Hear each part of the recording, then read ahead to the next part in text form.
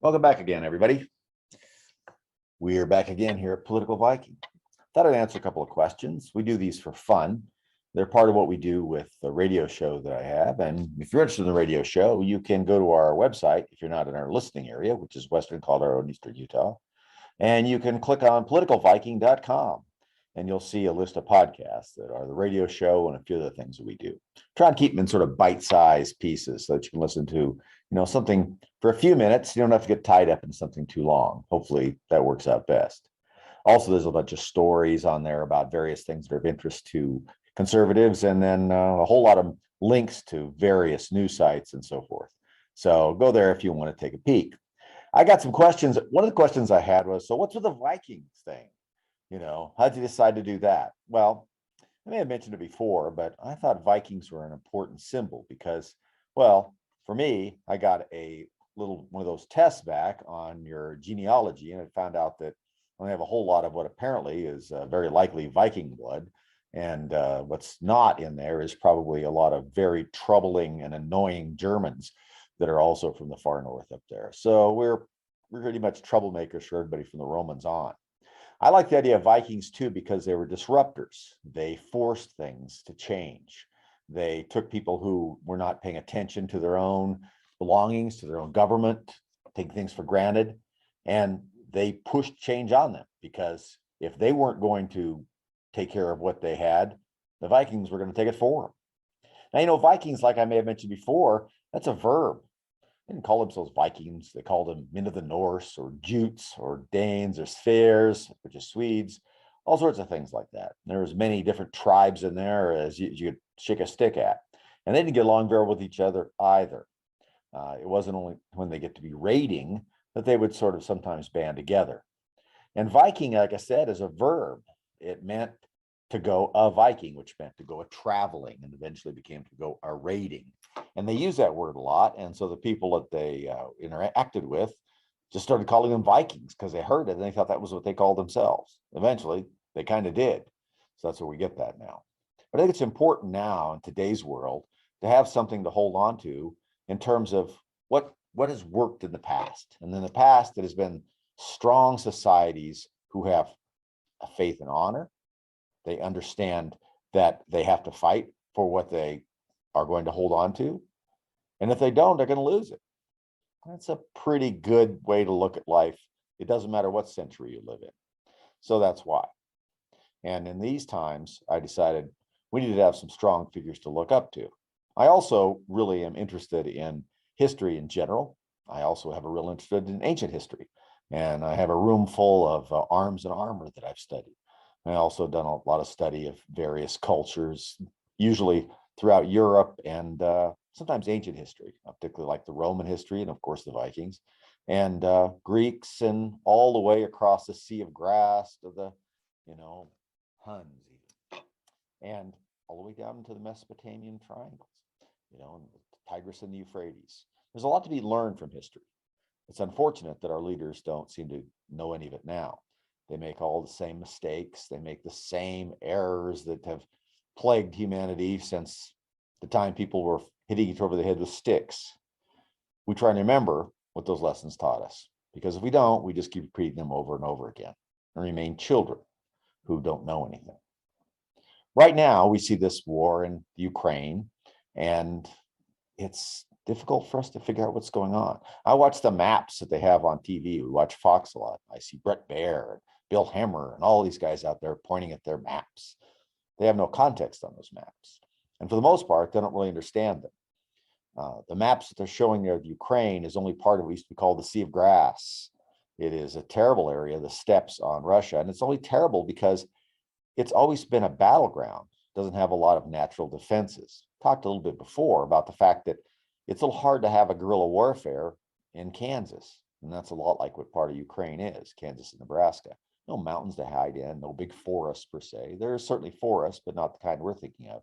There's no Sherwoods, no Robin Hoods, things like that. It is a tough place. And it was populated mainly by tribes of nomadic people who moved back and forth across it. Horse people, usually. They also had cattle and things like that they herded. So when you start moving across it with mechanized warfare, it's really no different than what happened as these bands of powerful native tribes that's sweeping back and forth across the steppes of Russia, or Eurasia, if you want to call it that, the Sea of Grass around what we call the Black Sea now, throughout the ages. The same things have happened again and again. And the same problems that have plagued the people that live there are plaguing them now. So you do learn some lessons about that. And the best that we can do is hope for the best. We can do some things now, but unfortunately, because of what laughingly is referred to as our administration in our own country here, we let things get so far along that it's very difficult for us to do much of anything about anything. There were things we could have done without actually getting personally and directly involved. We could have done some things 2 months ago, 3 months from this. We're in the first week of March. Actually, I'm doing this on the 11th of March of 2022. We could have done some things even 30 or 45 days ago that would have made a big difference. We didn't do it. We obviously saw this coming. We could have helped the Ukrainians out with some arms and things like that that would have really made a difference and slowed the thing down. If this could have been slowed down a little bit more in the beginning, Vladimir Putin might have been a little more likely to have been in a better position to negotiate. We don't know how that's going to turn out now, but they've made some awfully fast inroads. But they've also gotten bogged down, just like a lot of people do in this part of Russia, because that's what it used to be when Napoleon swept across parts of it, when we tried to see what happened on the Eastern Front during World War II. They got bogged down there too. It's a difficult place to fight a war. And in the winter, it's very difficult. You know, what's happened before in that area is that when winter sets in, it's not very passable. One of the things that happened in World War II when the Germans turned on the Russians, and I know most of you that are watching this know that the Russians and the Germans were on the same side in 1939. And it wasn't until Operation Barbarossa when Hitler turned on the Russians, because he figured sooner or later they're going to turn on him, and him being crazy and Stalin being only slightly less crazy and just as brutal. They were eyeing each other. It was going to happen sooner or later with one of them, I suppose. So he turned on Stalin, but they were in it together. There was the Molotov-Litvinov non-aggression pact, and they partitioned Poland between the two of them, and they let the Russians attack Finland, which was a really bad idea for them.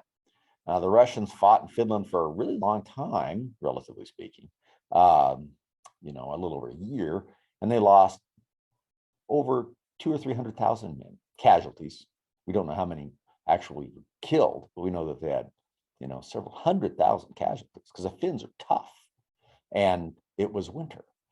So this kind of thing happens all the time there. So we're just going to have to see how this goes. But what the shame is that we never did anything about it sooner when we saw it coming. We did have this sort of animated carcass in the White House keep yelling that they were going to get invaded and, oh, you got to brace for impact, you know, things like that. Well, if that's what you thought, why don't you do something about it? No, we did nothing. We just hollered. That seems to be the idea these days of military action. Unfortunately, this country that we all love has not had the best military record this last 20 years. You know, the generals we have in charge now are not good. We have, of course, White Rage Milley. That gives you a lot of confidence, doesn't it? We have Lloyd Austin as Secretary of Defense, taking a little time off from his job on the board of directors at Raytheon. You know, he's the one, he's the big guy who wears the welding helmet, it looks like, you know, to protect himself from COVID, spends all of his time looking for extremists in the military. You know, the only extremists that I want to see in the military are ones that are extremely competent. And if you spend all your time down to weed people out, especially when there's no indication there's anybody there that's causing trouble, it really hurts your readiness. And anybody that doesn't think what happened in Afghanistan had some influence on Putin's decisions to do these things, and maybe ultimately what China does with Taiwan in that area is just out of their mind. I mean, if you weren't from this country, you're living somewhere else, and you watch that debacle in Afghanistan, people running away, planes trying to take off, people trying to cling on to them, you know, us loading folks on the planes, they don't know who they are lots of times. Did they help us? Were they against us? Are they trying to escape the country because they're criminals there? Who knows? We brought them here. It was a terrible situation. We lost 13 of our service people, really for no reason. Well, the reason was, of course, because evil people killed them. But we probably could have prevented it, or at least done a much better job at trying. Fortunately, that's what happened. Also unfortunate, never as unfortunate as a loss of life, is the fact we lost $1 billion embassy we just built. $1 billion. I know that's not much to the people in Washington now, but it seems like a lot of money to me. $1 billion in an embassy in Afghanistan wasn't even completely finished. We just took off. There's news stories that the embassy staff were crying and drinking on board the plane when they escaped. That's sort of the people we were, relying on to be our diplomats at that point. We left $85 billion of military equipment there. I haven't heard anybody say what's happened to that, but I can guess we're probably going to see it on the battlefield someplace, probably in the Middle East, places like that. They can't use all of it. My gosh, we left enough of it there that even the Afghans can't use all of it, the Taliban rather. They're going to sell it. We're going to see it again. And now we're making a big deal out of what we're supplying to the Ukrainians here. Too late to do a whole lot. Hopefully we can do some good. We're selling them some arms or giving them some arms. Javelins and Stingers are very effective, expensive, but effective. A Stinger runs about, I want to say about $127,000, but it can bring down a $40 or $50 million jet. So it's a good return on investment if somebody can shoot it. Javelins are very good against tanks.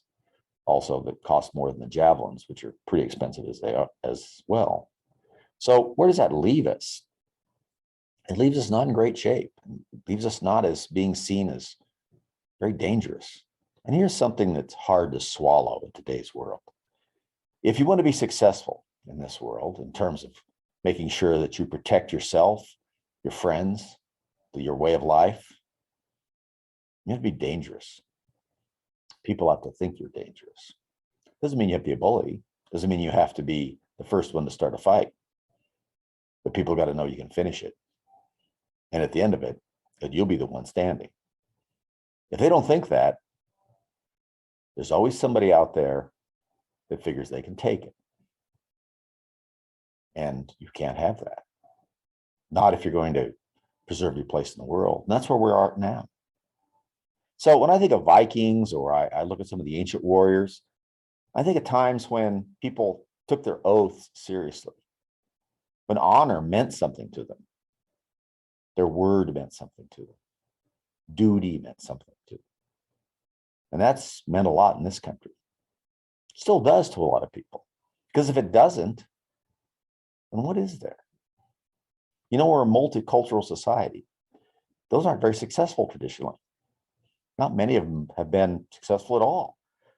Usually people revert back to tribalism. There's plenty of people in this country that seem to want to pull us in that direction. Start identifying with immutable characteristics, color, or ethnic background or something, instead of being Americans. Because if you start identifying that way, things just pull apart. It's sort of like blowing up a balloon. Things just move away from one another. You can't have that. The ones that have been successful in the past, the multicultural societies, Rome was probably the most successful for a long, long time. If we make it in this country half as long as Rome, I'm pretty lucky. But on the other hand, they didn't do it too nicely. A lot of the way they made the multicultural, multi-tribal society work was with a pretty heavy hand. But they also supplied something to people that were conquered, and that is usually a lot better way of life, a lot more advanced civilization, education, sanitation, all these kinds of things. So they did have a tendency to give something back. There was a lot of brutality there. Beyond that, the countries that we have now that have a little bit of this sometimes aren't working very well. Brazil's a multicultural society, and it's not working very well. India has a lot of that, and it barely works. We're very fortunate. We've worked pretty well. And now I have a lot of people to pull us all apart. So we'll see how that ends up. First of all, folks like yourselves out there have got to say they don't put up with it. You can't wait for somebody else to do it. It has to be you. Who are you waiting for? Remember what Ronald Reagan said, if not us, who? If not now, when? Sometimes I think we ought to have that tattooed on us. So if you're looking for something to do, to make things better. Just be the best person you can be. Be a person of honor, be a person of honesty, be a person who wants the country to succeed, and not be afraid of being powerful. And not be afraid to say that I want my country dangerous, not crazy. But I want people to know that what we have, we intend to keep. And we're not going to start a fight, but we'll finish it. Because if you don't, it'll all fall down. And we're seeing some of that now. I think we can come back, but it's going to take something from everybody. That's why we do these videos. That's why we do the radio shows, other things. I don't care if people agree with me. I just want to motivate them a little bit. Something to think about. All you folks out there, you warriors and shield maidens, riders on the whale road, your Viking ships, Dregger, they call them, dragon boats on the seas of culture. We'll talk to you soon.